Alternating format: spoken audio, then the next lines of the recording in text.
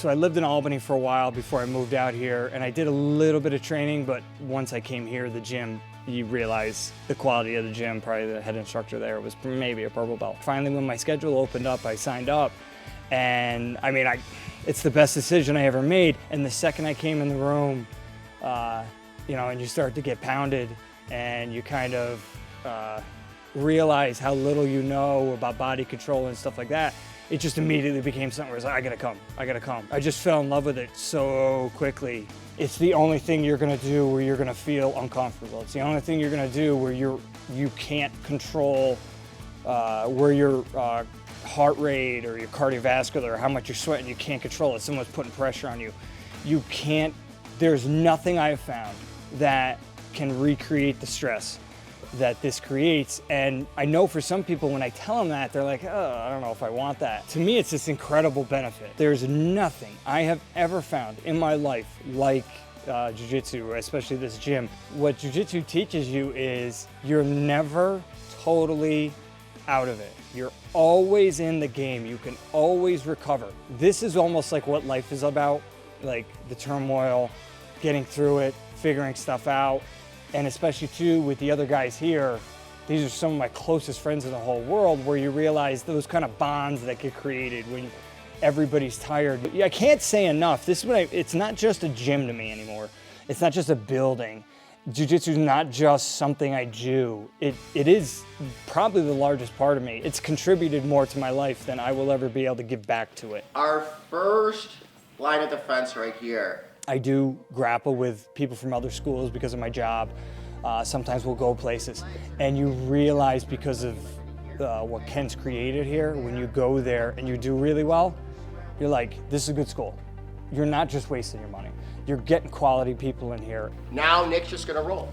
The gym is the offshoot of his personality. The reason we respect each other, the reason the environment is a learning environment, the reason the environment is a grinding environment that helps you learn, because there's good guys here, is an offshoot of him. It's what he created. So over the last few years, I've been able to be one of Nick's training partners. And if I had one word to sum up Nick's Brazilian Jiu-Jitsu, it would be precision. He goes for more attacks now. He starts on the bottom. He's comfortable on the bottom.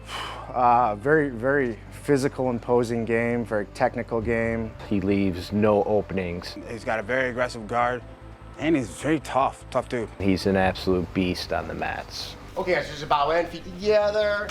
All right, so let's have the candidates out here with your uke.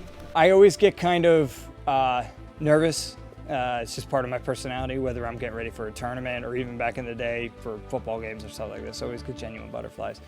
And so I always feel like, and I felt this way every time. I felt when I got my blue belt, purple belt, brown belt, now black. There's always a part of me that feels like, am I actually worthy of this? And your mind will play tricks on you, where you're like, are you just getting it because of time? Are you just getting it because you're friendly to people? And most people would say I'm not that friendly. But, you know, but is it a gift or did you earn it? And you don't, this is the key, you don't know. And it's a worthless question to ask. All you can do is work through it. I'm gonna have the knowledge knowing that I put this time in and then Ken felt I should be a black belt. And you know, we've been hearing for years, when's Nick getting his black belt? You know, and all this stuff like that. That's perfect, that's the timing. I went through the same thing when I was a brown belt, 4-strike brown belt, and I was beat black belts and stuff like that. When you get your black belt, you know what I mean? But it's just something, you know, you just kind of let it happen. Once you get your black belt, it'll be one of those things, people will congratulate you. By the time you show up on Tuesday, nobody's congratulating you anymore. You're just showing up to grind. So any of you lower belts, there's no magic formula. There's no, today I'm gonna be, you just show up, you train, and the grind. I learned more from getting hit with submissions than I ever did hitting submissions. When I got my purple belt, I think there was 8 of us. I'm always forgetting these numbers in my head. Then when I got my brown belt, I think there was 6 of us. When I saw that I was the only one, it was almost a tiny bit, you know, you don't allow these thoughts to fester. A little bit of validation. When I got my purple belt, there was this many. When I got my brown belt, there was this many. Now I'm getting my black belt, I'm the only one left. This is how it does. You have to show up, you have to grind, you have to show them something. And so because I'm there by myself, it was a reminder of the journey I've taken since then.